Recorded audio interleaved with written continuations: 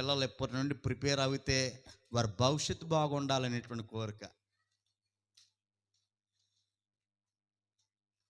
చదువుకున్నారు, అందరూ చదువుకున్నారు. వారిలో భక్తి లేకపోవటం వల్ల చాకరీ చేస్తున్నారు, నలిగిపోతున్నారండి. ప్రతి ఒక్కరూ కష్టపడుతున్నారు. కష్టార్జితం ఎలా పోతుందో తెలుస్తలేదు, వేస్ట్గా వెళ్ళిపోతుంది. కొన్ని చోట్లకైతే హాస్పిటల్కి పోతా ఉంది, కొన్ని చోట్లకైతే వృధాగా పోతా ఉంది. దేనికో పోతుంది.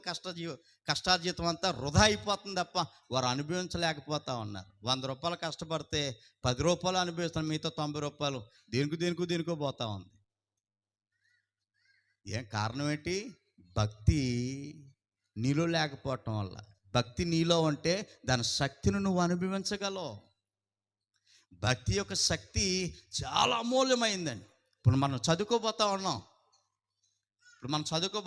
భక్తి యొక్క శక్తి చిన్నదేం కాదండి. అది దాని శక్తి తెలియకే నామకార్థ భక్తులుగా పైకి కనబడే భక్తిని ప్రదర్శించే వారిగా ఉన్నామే తప్ప, ఇంతకాలం అవుతుందా రక్షణ పొంది, ఇంతకాలం అవుతుందా దేవుని మందిరానికి వెళ్ళి, ఇంతకాలం అవుతుందా భక్తి విషయంలో సాధనకు చేయలేక భక్తి యొక్క శక్తిని మనం అనుభవించలేకపోతా ఉన్నాం. ప్రియ దేవుని బిడ్డలారా, ఆలోచిద్దాము.